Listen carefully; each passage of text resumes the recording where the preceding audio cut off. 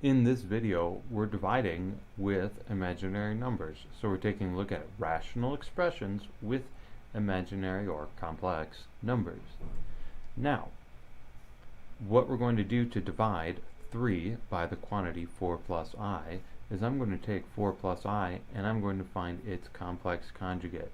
That's still going to be a 4 and it's still going to have an I, but instead of having it be plus, we're going to have it be minus. So its complex conjugate is 4 minus I. Now, if I multiply 4 plus I by the complex conjugate 4 minus I, what's going to happen is I'll be left with a difference of squares.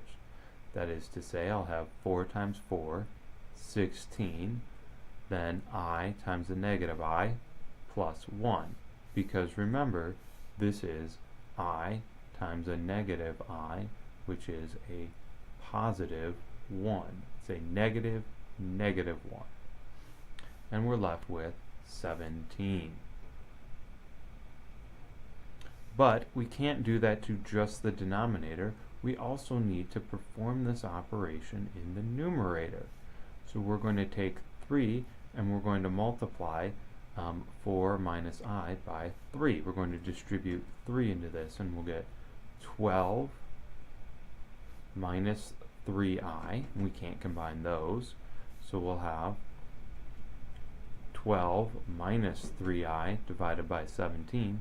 And then to write this in standard form, what we're going to do is we're going to take and we're going to divide each term in the numerator by 17.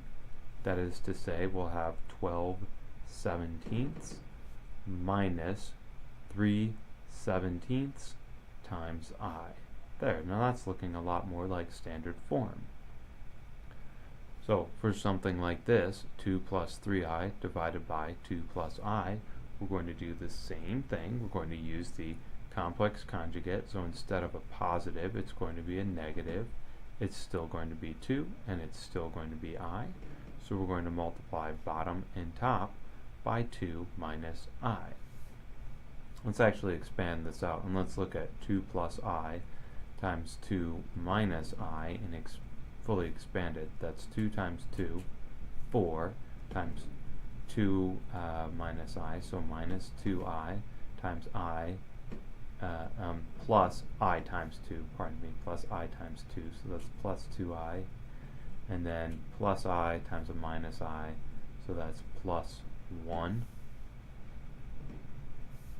The 2's canceled out. We're left with 4 plus 1, or 5. So that denominator is going to be 5. And then in the numerator,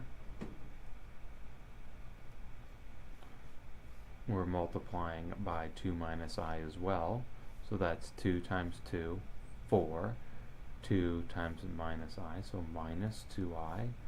3I times 2 plus 6I. See, things aren't going to cancel here. They'll be able to combine but not cancel. And then we're going to have 3I times a negative I, which is a positive 3. Always worth looking at. So that's plus 3. And this is going to get us 7 plus 4I, quantity divided by 5. And let's break those apart, right, like we did with the last one. We'll take 7, we'll divide it by 5. So we'll have 7 fifths. Then we're going to take 4, divide it by 5, and we'll have 7 fifths plus 4 fifths, and then times I.